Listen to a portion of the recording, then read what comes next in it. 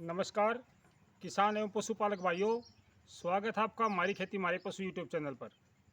और आज हम बात करेंगे केचुआ खाद कब डालें, कैसे डालें, कितना डालें।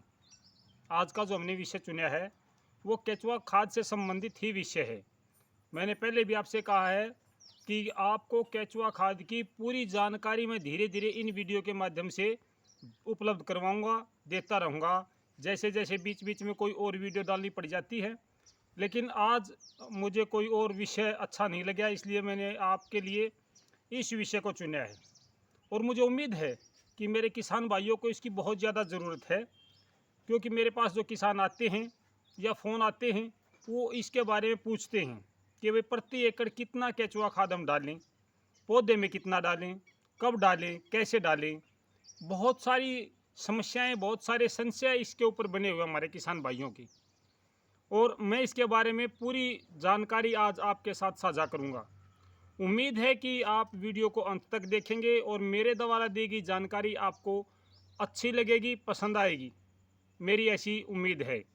तो सबसे पहले मैं सभी किसान भाइयों को एक प्रार्थना करता हूं कि भाई जो भी भाई इस वीडियो के माध्यम से, इस चैनल के माध्यम से नए जुड़े हैं, कृपया वो चैनल को सब्सक्राइब कर लें, क्योंकि इस चैनल के माध्यम से मैं बहुत सारी जानकारियाँ आपको देने वाला हूँ।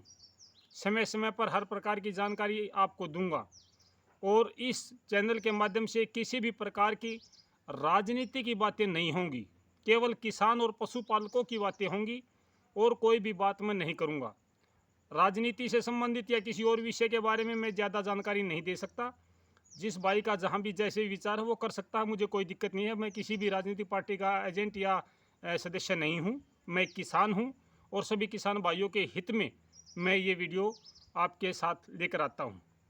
अब मैं आपसे मुद्दे की बात करता हूँ। देखो किसान भाइयों, बहुत सारे किसानों में इस प्रकार की भ्रांतियाँ बनी हुई हैं कि भाई केचुआ खाद प्रति एकड़ कितना डालें और किस टाइम पे डालें। ये एक मेन समस्या हमारे बीच में चली हुई है। अभी तक कोई ठोस इस तरीके का फार्मूला हमारे पास उपलब्ध नहीं हो पाया है।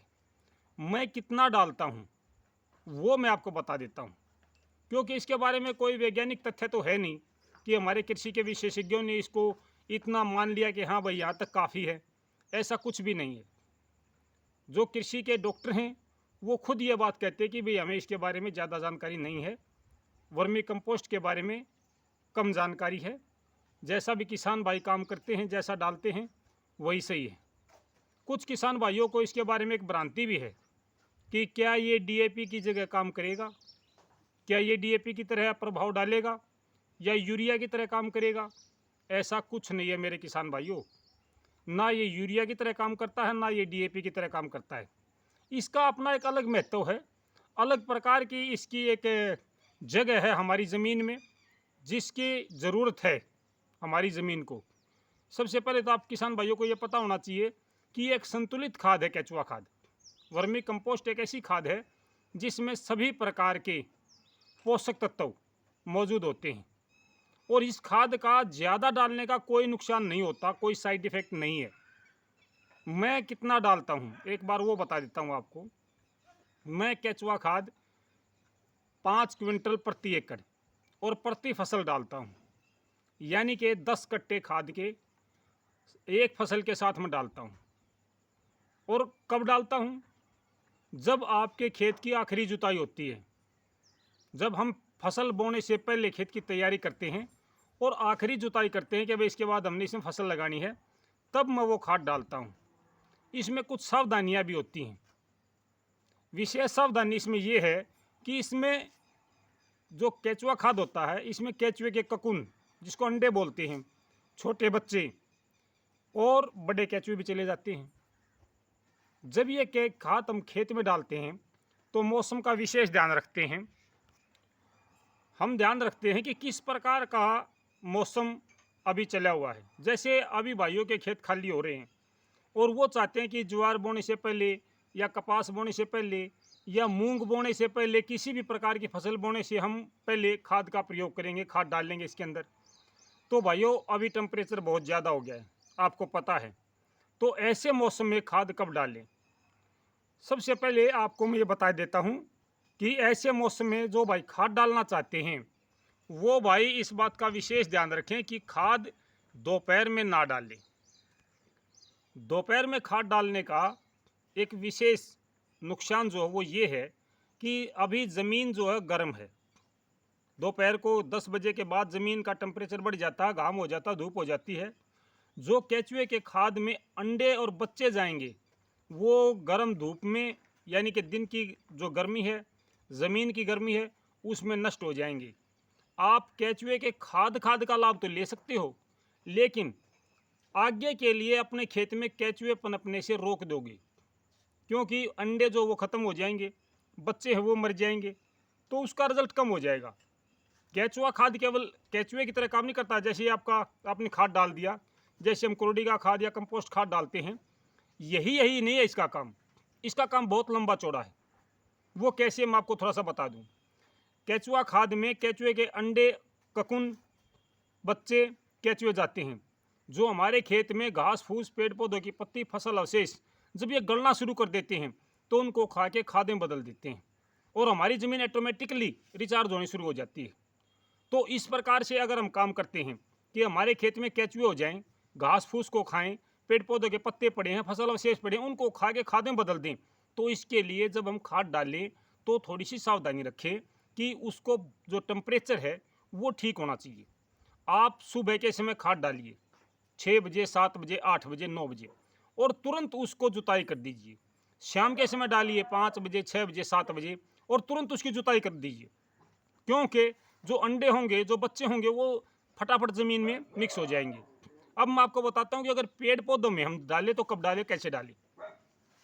भाइयों, अगर आप बागवानी में केचुआ खाद का प्रयोग करना चाहते हैं तो उसके लिए जितनी भी ज़मीन आप डालना चाहते हैं, पेड़ के नीचे की ज़मीन है, उसकी जुताई कर लें, उसको नौड़ा दें, खुदाई कर दें।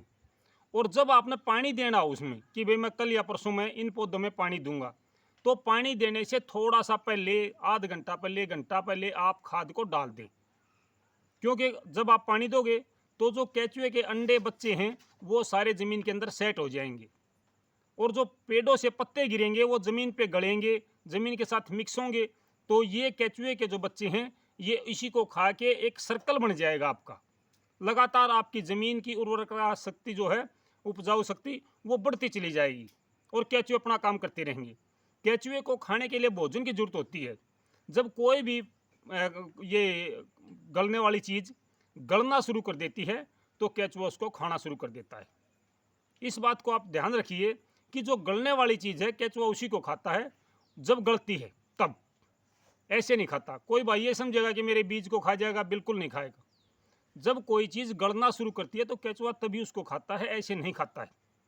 आपके बाग बगीचे हैं, घर पे फूलदार पौधे हैं या सजावट के लिए कोई पौधे आपने लगाए हैं, किसी भी प्रकार के आपने पौधे लगाए हैं, तो उन सभी पौधों में आप उस समय खाद डालें जब आप उनमें पानी देने की तैयारी में हैं।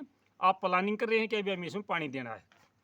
वैसे तो भाई बहुत सारे हैं कि 2 कट्टे से काम चल जाएगा, 4 कट्टे से काम चल जाएगा। मैं एक उदाहरण भाइयों को देता हूँ कि भाई अगर कोई बच्चा पहलवान बनना चाहता हो तो उसको कितने बादाम खुआने चाहिए, कितना दूध पिलाना चाहिए। सीधी बात है भाइयों, जितना आप खिला सकते हो खिलाओ, ये कोई लिमिट नहीं है। देखिए, इसका जो डीएपी यूरिया के साथ हम तुलना करते हैं वो गलत है। क्यों गलत है वो भी मैं आपको बताता हूँ। यूरिया के साथ या डीएपी के साथ आप ये मानिए कि यूरिया डीएपी एक शराब की तरह है जो पीते ही रिजल्ट दिखाती है, और केचुआ खाद एक दूध की तरह है, दूध की तरह काम करता है। ये लगता है लेकिन धीरे धीरे इसका रिजल्ट आपको 3-4 साल के बाद में आएगा। शराब का रिजल्ट आता है एक बार पीते ही। यूरिया डीएपी आप खेत में डाल दो, 3 दिन के बाद आपको रिजल्ट आ जाएगा। दूध का रिजल्ट आने में बरसों लग जाते हैं। उसी प्रकार केचुआ खाद लगने में भी 2-3 साल का समय लग जाता है। आप जिस खेत में केचुआ खाद डालो, अगर आप चाहते हो कि मेरे खेत में केचुए पनपे, तो उसमें किसी भी प्रकार का कोई जहर ना डालें। जैसे क्लोरो है, थाइमेट, फोरेट, प्रेटिलाक्योर, जो सीधे सीधे ज़मीन में जहर जाता है, वो पानी के साथ जहर मिलकर ज़मीन में जाता है, उस पर ज़्यादा केचुए पर असर पड़ता है। कई बार किसान भाई फसल पे स्प्रे मारते हैं, उसका असर कम पड़ता है।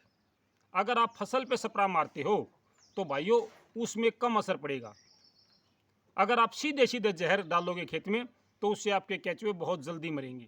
कई प्रकार के जो कीटनाशक हैं, जैसे मैंने आपको बताया है पेट्रोला क्योर है, खरपतवार का काम करती है, खरपतवार नाशक का धान में। और आपका टूफो ये है क्लोरो है, आपका चापत्ती जिसको बोलते हैं थाइमेट फोरेट, ये सारी के सारी केंचुए के दुश्मन हैं। तो जो भाई अपने खेत में केंचुआ चाहते हैं कि भाई मेरे खेत में केंचुए हों, तो वो भाई जहर को अवॉइड करें, जहर ना डालें। मैं आपका ज़्यादा समय नहीं लेना चाहता, आपने इतने ध्यान से सुना, इसके लिए आपका बहुत बहुत धन्यवाद। नमस्कार किसान साथियों।